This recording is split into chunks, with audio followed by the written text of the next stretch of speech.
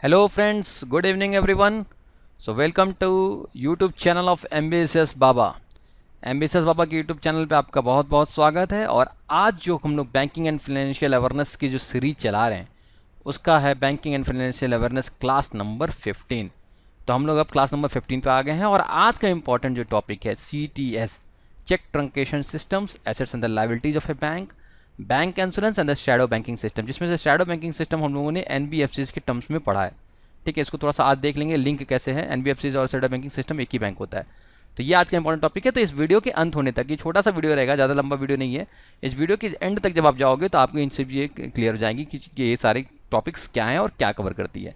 ठीक है, तो इस वीडियो को पूरा अंत तक देखिए और अंत तक देखने के बाद से और आप लोग को क्योंकि अभी IBPS RRB और सबकी जो नोटिफिकेशन आ गया है तो आपकी प्रिपरेशन के लिए सबसे ज़्यादा इंपॉर्टेंट क्या है कि अब सभी लोग जो हैं टेस्ट सीरीज को ज्वाइन कर लेंगे। ठीक है, और इस वीडियो के बाद अब हम लोग भी जब ये वीडियो कंप्लीट कर लेंगे 20 क्लासेस का, तो मैं आपको कुछ वीडियोस बैंकिंग फाइनेंशियल अवेयरनेस के क्विज के इसमें डालते रहूँगा। ठीक है, तो चलिए आज का टॉपिक चेक ट्रंकेशन सिस्टम से स्टार्ट करते हैं। Cheque truncation systems, introduction of a CTS और image based clearing system ICS in India is a project by the Reserve Bank of India commenced in the 2010। So 2010 में जो है CTS का start हुआ था for faster clearing of the cheque. देखो फिर से हम लोग अपने उस पर पहुँचते हैं, अपने ब्लैक बोर्ड पे पहुँचते हैं, ब्लू बोर्ड पे। और यहाँ हम लोग समझते हैं कि देखो पहले होता क्या था। चेक ट्रंकेशन सिस्टम को समझना बहुत ज़रूरी है, एक बार ध्यान से सुनना। देखो पहले क्या होता है, कोई भी एक आदमी अपने बैंक से पैसा निकालने के लिए चेक लेके जाता है। जब वो चेक लेके जाकर बैंक में जमा करता है तो बैंक को दिखता है कि ये जो चेक है, ये चेक जो है किसी और बैंक का है। ठीक है, और ये बैंक जो है X सिटी में है, X सिटी में है, और जो बैंक चेक है जिस बैंक का वो Y सिटी में है, Y सिटी का बैंक है। तो जैसे ही आप चेक को यहाँ पे बैंक में डिपॉजिट करते हो, इस तरह के ढेर सारे चेक्स इकट्ठा होते हैं। ठीक है, बैंक क्या करती है, इसको वहाँ से चेक को फिजिकल कॉपी, चेक की फिजिकल कॉपी दूसरे बैंक को भेजती है जिस सिटी का वो बैंक है, Y सिटी के Y बैंक में या जो भी बैंक है उसमें भेजती है। यहाँ पे वो जब चेक पहुँचता है उस चेक की क्या करते हैं MICR कोड, उस चेक का क्या कहते हैं ऑथेंटिकेशन, उस चेक के सिग्नेचर वैलिडेशन होती है, सिग्नेचर दिखाता है सही है कि नहीं सही है, अमाउंट सही है कि नहीं सही है, चेक की और क्या क्या है, ये सब चीज़ वेरिफिकेशन जो होती है, चेक वेरिफिकेशन यहाँ पे होता है। चेक वेरिफिकेशन यहाँ पे होता है जब ये सब कुछ अकाउंट में बैलेंस है कि नहीं है, सारी चेक वेरिफिकेशन प्लस अकाउंट का वेरिफिकेशन यहाँ पे होता था। और जब ये सारी वेरिफिकेशन हो जाती है, चेक अकाउंट वेरिफिकेशन वैलिड हो जाती है, तो ये बैंक को सिग्नल देता है कि yes we can go ahead with the payment. फिर ये जो बैंक होता है ये पुराने वाले बैंक को जिसमें चेक लगा हुआ था इसको देता है कि yes we can go ahead. ये सारे प्रोसेस एक्टिविटी जो आपको दिख रहा है, इसको पूरा प्रोसेस होने में 7 से 8 दिन का समय लगता था। ठीक है, अगर बैंक नज़दीक है तो 3 से 4 दिन, लेकिन मिनिमम इतने दिन तो लगते ही लगते थे। जब इतनी फास्ट ग्रोइंग और डिजिटल वर्ल्ड की बात हो रही है, उसमें इस तरीके का प्रोसेस एक काफ़ी इसको आप कहें कम्बरसम प्रोसेस है, एक बहुत ही उलझा हुआ प्रोसेस है। और इसको क्या कहते हैं, इम्प्रोवाइज करने के लिए, जैसे पूरी इंडिया डिजिटल इंडिया की तरफ जा रही है, वैसे भी चेक का जो डिजिटाइजेशन है, चेक क्लियरेंस का जो डिजिटाइजेशन है, उसको ही आप समझ लो, उसका नाम है CTS, चेक ट्रंकेशन सिस्टम। इसमें क्या होता है, इसमें कोई भी फिजिकल कॉपी नहीं जाती। एक आदमी अपने चेक को लेकर पहुंचता है बैंक के पास, बैंक क्या करता है, उस चेक की कॉपी लेता है, इमेजेस, और इमेजेस को अपने सर्वर पे अपलोड करता है। यहाँ पे इस सर्वर पे चेक की सारी इमेजेस, जितने भी इमेजेस रहते हैं सबकी इमेजेस जो है डिफरेंट ट्रांजेक्शन से, डिफरेंट डेटाबेस से यहाँ पे चेक की जो है सारे अकाउंट्स की डिटेल रहती है। ठीक है, ये जो कोर डेटाबेस है, कोर डेटाबेस जो है जहाँ पे जब सबकी रहती है, यहाँ पे इस चेक को मैच करते हैं उस अकाउंट के सिग्नेचर से, अकाउंट के अमाउंट से और ये करने से। तो अभी क्या हुआ, फिजिकल तो कुछ गया नहीं, यहाँ पे इन्होंने अपलोड किया, यहाँ पे चेक को अपलोड किया, यहाँ पे चेक वेरिफिकेशन हो गया, और उसके बाद से चेक को इन्होंने क्लियर कर दिया। अगर एक्सेप्टेड है तो यस, अगर रिजेक्टेड है तो नो, और ऐसा करके तुरंत सिग्नल भेज दिया, और उस वाले बैंक से इस बैंक से उस बैंक की अकाउंट की क्लियरिंग हो गई। बहुत से सिंपल से तरीके से हो गया। इस बैंक ने क्लियर कर दिया कि हाँ ऐसा है, चेक वैलिड है। इसने दूसरे बैंक से पूछा, दूसरे बैंक ने तुरंत अपने क्या कहते हैं डेटाबेस में चेक किया, और ये सब चीज़ें जो है बैंक टू बैंक नहीं जा रही है, ये क्या है, एक आपके सेंट्रल डेटाबेस में चेक हो गई, इस बैंक ने इस बैंक से परमिशन ले लिया डिजिटाइजेशन, और आपकी चेक की पेमेंट जो है 1 से 2 दिन में हो गई, 1 to 2 डेज। 1 to 2 डेज में इसलिए बोल रहा हूँ क्योंकि वर्किंग डेज की बात है, वरना तो 1 डे में ही अब पेमेंट हो जा रही है अगर इंटर बैंक है तो। ठीक है, अगर इंटर बैंक है तो हो सकता है कि 2 दिन का समय लग जाए। ठीक है, ओके। तो ये जो चीज़ें हैं ये जो चीज़ें हैं आपकी, ये पूरी पूरी जो ट्रांजैक्शन सिस्टम का तरीका है, ठीक है, जिसको हम लोगों ने देख लिया। अभी डेफिनेशन पे आता है फिर से। सो देखो, CTS is based on a cheque transaction और द ऑनलाइन इमेज बेस्ड। अभी जो मैंने आपको पूरा बताया वो आपको कंसेप्ट क्लियर हो गया। Online image based check clearing system where the captured images and the MICR magnetic ink character recognition data are captured and the collective bank branch and transmitted electronically। यहाँ पे जो है ऑनलाइन डिजिटल कैप्चर हो गया, digital capture होने पे electronic transmit हो गया, इलेक्ट्रॉनिक ट्रांसमिट करने से इलेक्ट्रॉनिक अप्रूवल आ गया, इलेक्ट्रॉनिक अप्रूवल के बाद से पेमेंट हो गया, ठीक है। तो ये पूरा प्रोसेस आपको कंप्लीट हो गया।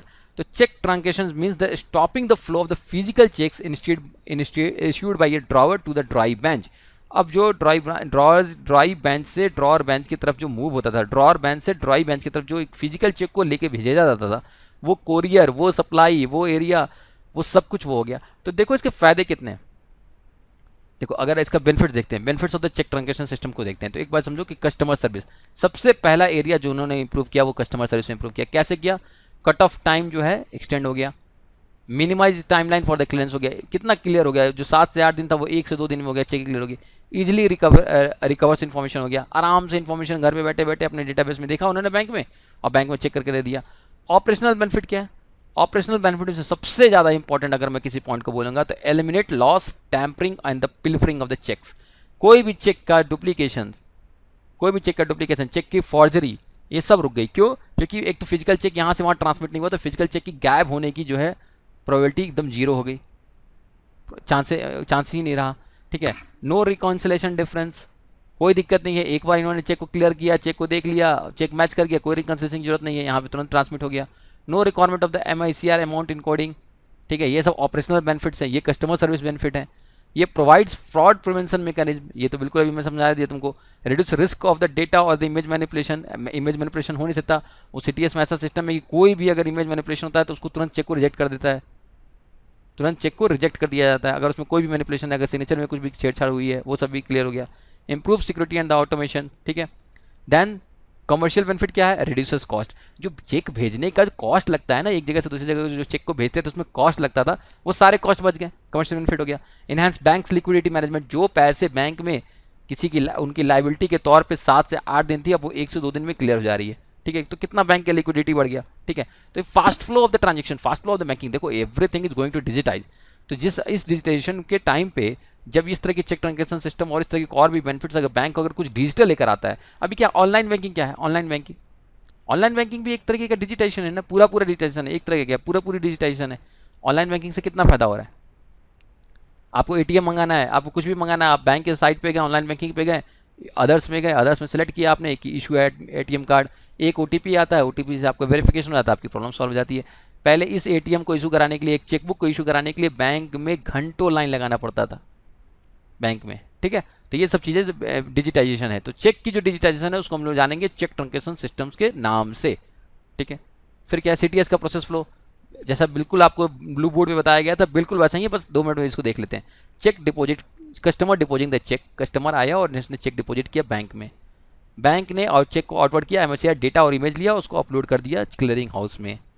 क्लियरिंग हाउस ने अपने क्लियरिंग हाउस के पास भी इनका दूसरे बैंक का, जिस बैंक का जो है जो ड्राई बैंक है उसका डेटा था, उसने डेटा को चेक किया, MICR किया और उसने रिटर्न किया, इनवॉल्व रिटर्न फाइल्स किया कि हाँ ये चेक वैलिड है। और यहाँ पे क्या है? प्रेजेंटिंग बैंक ने डेटा कैप्चर किया और डेटा कैप्चर करके यहाँ से भेजा। देखो ये जो प्रोसेस है, I will tell it, let me number the process. This is number 1, this is number 2, customer लगाया गया, डेटा कैप्चर किया गया। दिस इज नंबर 3, डेटा भेजा गया। दिस इज नंबर 4, ये इन्होंने डेटा यहाँ से चेक किया दूसरे बैंक से, outward return file. Number 6, number 7, ठीक है। ये पूरा हो गया, ये पूरी स्ट्रक्चर है, नंबरिंग है इसकी। तो आपको क्या समझना कैसे है कि एक बैंक में चेक क्लियर किया और देख लिया हम लोगों ने, ये भी चीज़ है। फिर एक कॉमन वेयर हाउस है जहाँ पे फिजिकल चेक को, इंस्ट्रूमेंट को स्टोर किया जाता है। यहाँ पर आप फिजिकल चेक को रख सकते हो, कभी भी कुछ फ्यूचर में आपको रिकॉन्सिलेशन करना है, मैच करना है, मतलब हाँ इस पे चेक का पेमेंट क्या हुआ था, तो आपको ऑनलाइन तो आपके पास डिटेल है ही, आपके पास ऑफलाइन डिटेल भी अवेलेबल रहता है बैंक के पास। तो ये कभी भी इसमें कुछ भी फ्रॉजरी के चांसेस बहुत ही कम हो जाते हैं, रिड्यूस हो जाते हैं। देन एक बहुत इंपॉर्टेंट टर्म्स है, देखो फिनांस का जब भी आप लोग बैंक की तैयारी कर रहे हो ना, तो सबसे इंपॉर्टेंट टर्म जो होगा ना वो एसेट्स और लाइबिलिटी होगा। ठीक है, अगर मैं आपको अगर इस तरीके से अगर ह्यूमन के टर्म्स में एसेट्स और लाइबिलिटी की डिस्क्राइब करूं और आपको बहुत सिंपल वर्ड में, तो asset is known as the strength और liability is known as the weakness. ठीक है, अगर मैं पूछूं कि आपकी एसेट्स क्या है, तो आदमी का एसेट क्या होता है, उसका स्पीकिंग स्टाइल, उसकी स्मार्टनेस, उसका ये ऐसे करके उसकी स्ट्रेंथ है। आपकी वीकनेस क्या है कि आप इमोशनल हो या कुछ भी हो, इस तरह की वीकनेस होती है। तो किसी भी चीज़ जो आपको स्ट्रेंथ देती है वो आपकी एसेट है, जो आपको मजबूत बनाती है, और कोई भी चीज़ जो आपको कमज़ोर करती है वो आपकी लाइबिलिटीज होती है। बैंक के टर्म्स में आओ, बैंक के टर्म्स में बैंक के पास अगर कैश होता है तो बैंक की वो मजबूती देती है, तो बैंक को वो कैश होता है। बैंक का balance at bank of England, nowhere else, कहीं भी balance, bank balance is a assets. आप लोन देते हो वो आपकी स्ट्रेंथ है, बैंक की एसेट्स है। लेकिन अगर ह्यूमन के पूछा जाएगा तो ह्यूमन के ऊपर ये लाइबिलिटी है। ठीक है, इस तरह एसेट्स और लाइबिलिटी किसका है उस पर उसके अकॉर्डिंगली चेंज होते रहता है। सिक्योरिटी जमा करते हो, फिक्स एसेट करते हो, ये सब आपकी बैंक की एसेट्स हैं। लाइबिलिटीज क्या है, कस्टमर का डिपॉजिट। कस्टमर ने आपके बैंक में 1 लाख रुपए डिपॉजिट कराया, ये हमेशा आपके ऊपर एक लाइबिलिटी है, क्योंकि बैंक को वो पैसे कस्टमर को वापस करने हैं। Money owned to the bond holders, money owed to the other banks, दूसरे बैंक से पैसा लिया गया है, वो भी लाइबिलिटी है, उसको लौटाना है। तो बैंक को जो भी चीज़ें लौटानी है वो लाइबिलिटीज़ हैं, बैंक को जो चीज़ मिलनी है वो उसकी एसेट्स है। ये एक बिल्कुल एसेट और लाइबिलिटीज एक ऐसा वर्ड है जो आपके फाइनेंस में, आपके बैंकिंग में, आपके पूरे लाइफ में आपको हमेशा याद रखना होगा कि एसेट और लाइबिलिटी के बीच में क्या क्या डिफरेंस है। जैसे आप बताओ होम क्या है, एक एग्जांपल, होम आपकी एसेट होती है। कार क्या है, कार आपकी एक तरीके की लाइबिलिटी होती है, याद रखना। क्योंकि कार जब वो चलता है तो कार की मेंटेनेंस, कार का पेट्रोल लगातार आपके लिए, कार के में एक इन्वेस्टमेंट लगता रहता है। तो car is known as a one kind of a one liability. लेकिन होम की बात करो, होम आपका एक एसेट होता है, आपका एक एसेट बन गया है। ठीक है, इस तरीके के बहुत भी छोटे छोटे डिफरेंसेज हैं। तो the importance of the capital reserve for the bank, the more capital there is on a bank balance sheet, it means कि बैंक की ज़्यादा अच्छे एसेट्स हैं और ज़्यादा डेप्ट्स हैं, इसका मतलब कि बैंक जो है इट बिकम्स इंसॉल्वेंट। ठीक है, तो इसका मतलब कि अगर कोई एसेट अगर लायबिलिटीज से ज़्यादा है तो bank is not NPA. Okay, लेकिन अगर लायबिलिटीज एसेट से ज़्यादा हो जाता है तो उस केस में बैंक को एनपीए में जाना पड़ता है। ठीक है, देन थर्ड टॉपिक आज का क्या है, बैंक एश्योरेंस। ये बहुत ही छोटा टॉपिक है, इसको 1 मिनट में सबको पता है। देखो इस नाम से क्या लग रहा है, बैंक एश्योरेंस, इसका मतलब कि इसमें 2 वर्ड छुपे हुए हैं, एक बैंक और दूसरा इंश्योरेंस। बैंक और इंश्योरेंस कंपनियां मिलके जो इंश्योरेंस कराती है उसे बैंक का इंश्योरेंस कहते हैं।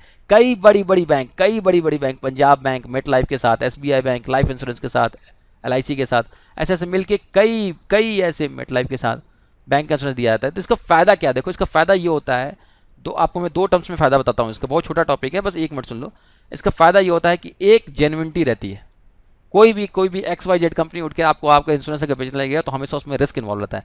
लेकिन एक ऑथराइज्ड बैंक जब आपको इंश्योरेंस देती है तो एक जेन्युइनिटी रहती है। ठीक है, कि हाँ ये प्रोडक्ट सही है।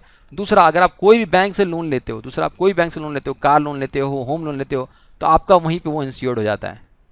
कल को कुछ ना किसी भी वर्स्ट सिचुएशन में आपका वो लोन तो रिकवर हो जाएगा, आराम से लोन को रीपे हो जाएगा, वो इंश्योर्ड हो जाता है। तो क्या हुआ, आपको यहीं पे मिल गया इंश्योरेंस। अब आप क्या करोगे, पहले घर से लोन लेते, होम लोन लेते, फिर किसी इंश्योरेंस कंपनी के पास पहुंचते, बोलते यार इसको इंश्योर्ड कर दो, उसके अपने अलग डिमांड होते हैं। ऐसे क्या होता है, आप होम लोन लेने वक्त ही आपने अपने इंश्योरेंस ले लिया, वो आपके इंश्योर्ड हो गई, बैंक का इंश्योरेंस हो गया। ठीक है, तो इसमें इसके और प्लस देखो, इसके अगर 50 कस्टमर हैं, इंश्योरेंस कराने वाले 50 कस्टमर है, दोनों मिलके देखो कितना बढ़िया हो गया, 100 कस्टमर एक ही जगह पर मिल गया बैंक इंश्योरेंस को।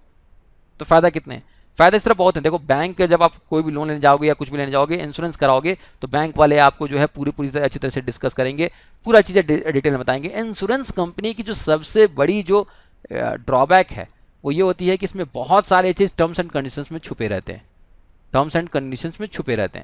लेकिन जब इस तरीके के आप देखो, बैंक में इंश्योरेंस जब कराओगे तो आपको एक जेन्युइनिटी और एक वैलिडिटी आपके साथ हमेशा जुड़ी रहेगी। तो एक बहुत बड़ा फायदा है इस बैंक इंश्योरेंस टर्म्स का। ठीक है, ये हो गया। अब हम लोग आज का जो टॉपिक है, लास्ट टॉपिक है, what is shadow banking. What it is shadow banking. पहले तो आप लोग बताओ शैडो होता क्या है। ये शैडो है, ये इसकी छाया है। ठीक है, मतलब कि ये एक वर्चुअल आइडेंटिटी है इस इंसान की। तो शैडो बैंकिंग क्या है कि शैडो बैंकिंग एक वर्चुअल आइडेंटिटी है। वर्चुअल मतलब क्या है, इमेजनरी आइडेंटिटी है बैंक की। ठीक है, इसका मतलब कि वो बैंक तो होता है लेकिन वो बैंक की तरफ काम करता है, बैंक के सारे पर्पस को फुलफिल करता है, लेकिन वो बैंक नहीं होता। ठीक है, एनबीएफसीज का अगर आप लोग याद होगा, अगर आप लोग ने वीडियोस देखा है सारे, तो आपको याद होगा कि जिस वीडियो में मैंने एनबीएफसीज के बारे में बताया है, उस वीडियो में मैंने आपको एक नॉन बैंकिंग फाइनेंशियल कंपनीज के बारे में जो बताया है, उस वीडियो में ये बताया गया था कि ये बैंक तो होता है लेकिन बैंक की सारी फैसिलिटीज़ को अवेल कर सकते हो आप इसमें, मतलब लिमिटेड फैसिलिटीज़ को, लेकिन ये बैंक नहीं होता है। ठीक है, इसका क्या मतलब है? इसका मतलब यह है कि देखो, shadow banking broadly defined as the credit intermediation. Credit intermediation की अगर बात की जाए तो दुनिया का हर बैंक क्रेडिट इंटरमीडिएशन या फाइनेंशियल इंटरमीडिएशन होता है। कैसे होता है? बैंक कोई भी पैसा अगर लोन देता है तो बैंक अपने घर से लाकर लोन नहीं देता है। बैंक क्या करता है, पहले एक डिपॉजिट कराता है, डिपॉजिट का इंटरेस्ट 4% रखता है, लोन देता है उसका इंटरेस्ट 8% रखता है। ये बीच का जो 4% जो फायदा होता है, यही बैंक की प्रॉफिट होती है। ठीक है, इसी तरह बैंक चलता है। बैंक पैसे जमा करवाता है तो आपको इंटरेस्ट रेट देता है, बैंक आपको लोन देता है तो आपको इंटरेस्ट रेट पे देता है।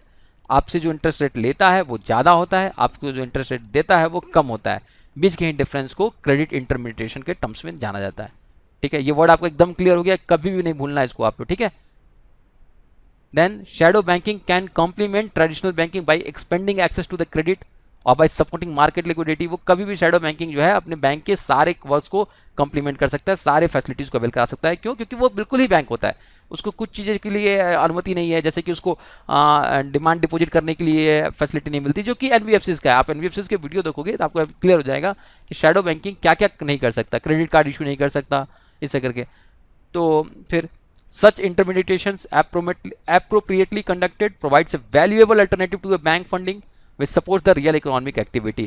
क्योंकि इनका जो एक्सपेंशन है, शैडो बैंकिंग का जो एक्सपेंशन है एक एरिया से दूसरे एरिया, बहुत ज़्यादा है। शैडो बैंकिंग का एक्सपेंशन बैंक उतना ग्रो नहीं कर सकता जितना कि शैडो बैंकिंग ने अपने अपने एरिया में कवर कर लिया है, क्योंकि इसमें बहुत सारे प्लेयर्स हैं ना, बहुत सारे प्लेयर्स हैं। तो जो एरिया में कंस्टेंट थी बैंकिंग की फैसिलिटी, वो बहुत सारे एरिया में डिस्ट्रीब्यूटेड हो गई है। ठीक है, तो शैडो बैंकिंग को एक बहुत ही अच्छा बैंकिंग रिवोल्यूशनरी चेंजेस में माना जा सकता है, क्योंकि इसकी जो एक्सटेंशन है, इसकी जो लोगों तक पहुंच है, अगर इस तरह समझो, वो ज़्यादा फैली हुई है शैडो बैंकिंग की। तो it's a very good terms in the terms of the banking. So ये बहुत इंपॉर्टेंट भी है। अब इसमें क्या है, देखो, ये कमर्शियल बैंकिंग है, ये इन्वेस्टमेंट बैंकिंग है। ठीक है, कमर्शियल बैंकिंग के एसेट्स क्या होती है? Relatively illiquid commercial and consumer credits. Funding क्या है? Relatively sticky core deposit moderate all in cost. इसका क्या मतलब है कि जो भी बैंक के जो एसेट्स होते हैं, बैंक के जो भी प्रॉपर्टीज होती है, वो सब कमर्शियल बैंकिंग के अंडर जो है उसके अंदर आती है। इन्वेस्टमेंट बैंकिंग क्या होता है? बैंक को ये चीज़ें, सब चीज़ें सप्लाई करनी होती है। ये क्या होता है? ये बैंक को डिपॉजिट करनी होती है, ये बैंक को सप्लाई करनी होती है इन्वेस्टमेंट बैंक से। ठीक है, और इन दोनों के बीच का जो इंटरसेक्शन यूनिट है, जैसे ढेर सारी कंपनी है, मेरिल, लेहमन, बियर, जीए कैपिटल, सीआईटी, जीएमएस, एनजीएससी और एंड ऑल एनबीएफसीज, ये सब क्या है? ये दोनों ही चीज़ को, कोई भी एक बैंक, कमर्शियल बैंकिंग की और इन्वेस्टमेंट बैंकिंग, दोनों बैंकिंग को रेगुलेट करता है। दोनों बैंकिंग को रेगुलेट करता है इन द सेंस कि दोनों बैंकिंग के थोड़े थोड़े फीचर इसके पास है। देखो, इस अगर आप लोग मैथ्स पढ़े हो, चलो यहाँ पे थोड़ा सा मैथ्स देख लेते हैं। A, this is B, so when A union B लिखते हैं, उसका मतलब कि ए और ए के साथ बी, मतलब ए भी और बी भी, तो ए यूनियन बी ये पूरा होता है। और ये होता है A intersection B. A intersection B मतलब, ए इंटरसेक्शन बी मतलब कि ए की कुछ प्रॉपर्टी और बी की कुछ प्रॉपर्टी। तो ये जो प्रॉपर्टी है shadow banking is known as the mixture of commercial banking and investment banking. Commercial banking के जो एसेट्स होते हैं और जो इन्वेस्टमेंट बैंकिंग के एसेट्स होते हैं, ये दोनों, इसके दोनों यही एसेट्स होते हैं। ठीक है, ठीक है। तो इसकी फंडिंग क्या होती है? इसकी फंडिंग होती है शॉर्ट टर्म। ठीक है, इसकी फंडिंग होती है इनके डिफाइंड इंटरेस्ट रेट पे। ठीक है, इसकी फंडिंग होती है आपकी डिफाइंड इंटरेस्ट पे। ठीक है, इसको रेगुलेट कौन करता है? इसको भी रेगुलेट करता है आरबीआई। ठीक है, और इसके क्या फ़ायदे हैं? इसका फ़ायदा है कि ये आपको, इसका जो है एक्सटेंशन जो है बहुत ही वाइड है। ठीक है, एनबीएफसीज के और फ़ायदे क्या हैं? एनबीएफसीज के और फ़ायदा क्या है कि ये बैंकिंग के ऑलमोस्ट सारी फैसिलिटी को अवेल कराता है। ठीक है, और इसमें शैडो बैंकिंग और एनबीएफसीज के केस में प्राइवेट कंपनियां भी इन्वॉल्व हो जाती हैं अगर वो उसे प्रॉपर लाइसेंस मिलता है आरबीआई की तरफ से। तो ये पूरी शैडो बैंकिंग है। तो देखो एक बार शैडो बैंकिंग जब ये पढ़ रहे हो ना, तो एक बार मैं वो आप लोग जो भी जहाँ पे एनबीएफसीज कवर किया गया है मैंने किया है, आप उसको एक बार जाकर जरूर देखो, नॉन बैंकिंग फाइनेंशियल कंपनीज को, ठीक है। तो आपका और भी क्लियर हो जाएगा शैडो बैंकिंग से। तो shadow banking is a banking which acts as a bank, which acts as a mixture of the commercial bank and the investment banking, but which is not a real bank। ठीक है, चलो। तो हम लोग बहुत ही अब मतलब 15 क्लास 15 तक कंप्लीट कर चुके हैं। अब जो ये 4-5 जो टॉपिकें बची हुई हैं, ये सब छोटे छोटे टॉपिक हैं लेकिन बहुत इंपॉर्टेंट टॉपिक है। और ये क्यों इंपॉर्टेंट है, किस टर्म्स में को इंपॉर्टेंट है आपको बता दूं। इससे आपके 2 से 3 क्वेश्चन प्री में हर टॉपिक से जरूर बनते हैं। सरफेसी एक्ट, स्कीमिंग, प्रोफेशनल, ये सिविल स्कोर क्या था, लिवोर, जीडीपी, इन पे क्या है आपके 2-3 क्वेश्चन हर टॉपिक से बन जाते हैं। तो अगर आप बैंकिंग एग्जाम्स की तैयारी कर रहे हैं तो ये आने वाला जो टॉपिक है वो आपके लिए बहुत इंपॉर्टेंट है। और अगर आप किसी भी जनरल अवेयरनेस की तैयारी कर रहे हैं तो जो भी वीडियोस हैं 20 मिनट की, सारे वीडियोस 20 से 30 मिनट्स का ऑन एन एवरेज वीडियो है, आप उसको पूरा देखिए। और अब ये समय आ गया है कि आप जो है ये testambitiousbaba.com को लेकर अपने टेस्ट को स्टार्ट करें। ठीक है, मैंने एक और दूसरा हम लोगों ने एक वीडियो बनाया है कि क्या ये IBPS RRB PO और RRB क्लर्क का एग्जाम होगा कि नहीं होगा। उसको वीडियो को आप लोग पूरा देखिए, उसमें बिल्कुल क्लियर दिया हुआ है कि इस कोविड पेंडेमिक में भी एग्जाम होगा। तो एग्जाम होगा तो आपकी प्रिपरेशन भी होनी चाहिए। ठीक है, तो keep doing well, till then, thank you.